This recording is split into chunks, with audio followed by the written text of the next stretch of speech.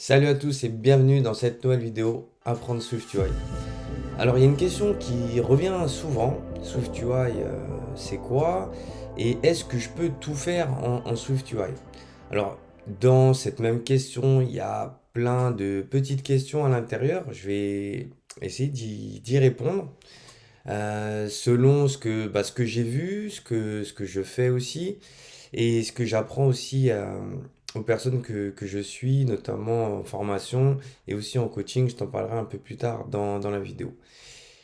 Alors, est-ce que je peux tout faire en SwiftUI? Forcément, si je commence pas par le début, ça va être un peu compliqué. Déjà, SwiftUI, c'est quoi? C'est le nouveau framework d'Apple pour t'apprendre à créer des interfaces.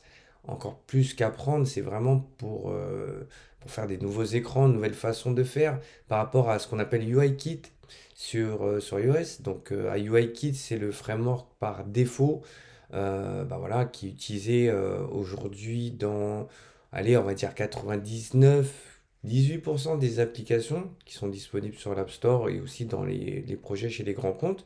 Et SwiftUI est arrivé en 2019, annoncé à la WWDC de juin 2019.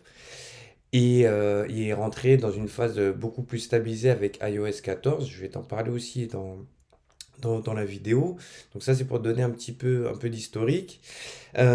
SwiftUI aujourd'hui permet de développer sous une nouvelle approche, hein, qui est une approche dite déclarative, contrairement à la programmation impérative avec UIKit où le développeur doit détailler les instructions une par une. On doit vraiment expliquer ce qu'on veut faire et comment on veut le faire.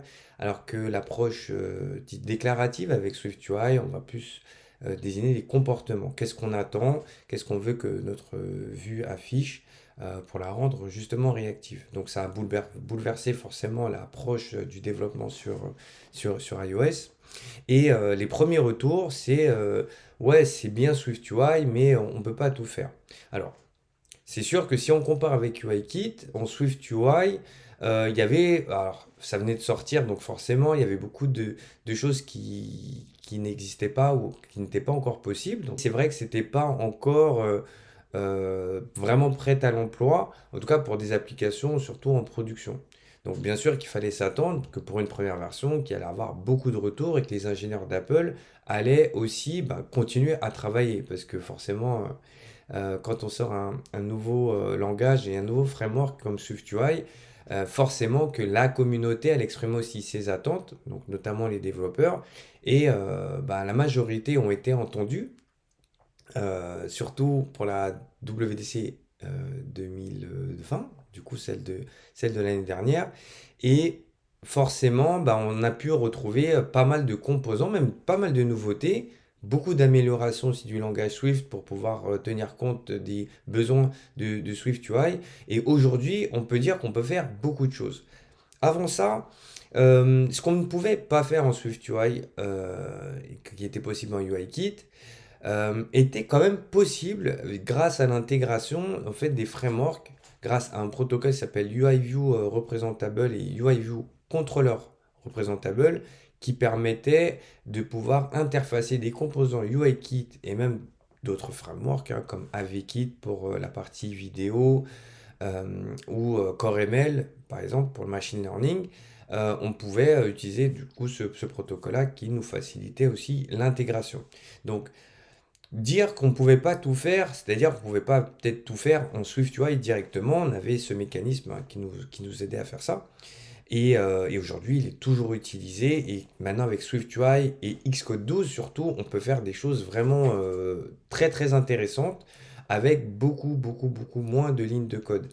Et c'est ça, en fait, la puissance aussi de SwiftUI. Donc forcément, ça bouleverse un petit peu la donne parce que quelqu'un qui a beaucoup d'expérience sur UIKit, c'est sûr qu'il peut être vite perdu. Surtout s'il n'utilise pas des outils comme les storyboards, qu'il a plutôt l'approche de programmation en ligne de code forcément, on peut se retrouver avec beaucoup d'interrogations sur la façon de faire.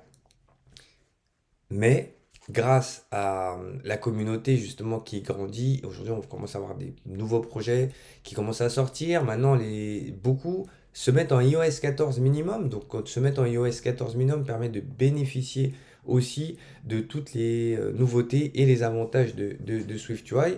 Donc ça, c'est super cool. Aussi, les widgets, si on veut les intégrer dans une application aujourd'hui, donc ça c'est du iOS 14 minimum et c'est que du SwiftUI. Donc voilà, on commence à voir qu'Apple essaye de nous amener progressivement vers cette technologie-là. Et pourquoi SwiftUI?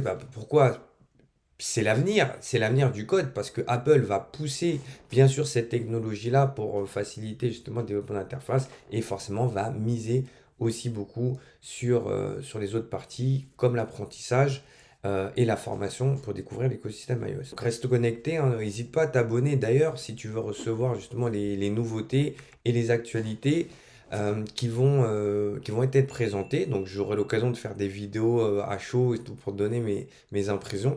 Donc ça va être cool. Mais voilà, plein de choses. Donc en tout cas, pour te rassurer, il faut voir SwiftUI comme, c'est vrai, quelque chose qui est encore expérimental. Moins de recul peut-être que UIKit, c'est normal. UIKit, ça fait 10 ans au moins que ça existe. Donc il y a eu beaucoup d'améliorations. Mais SwiftUI, c'est la suite logique, hein, du développement.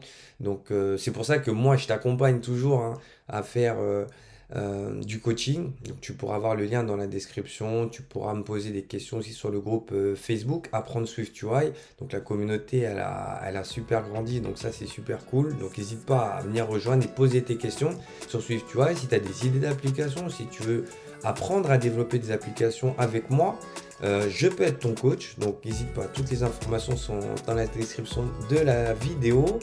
Et on se tient au courant pour la prochaine actu. Salut, ciao.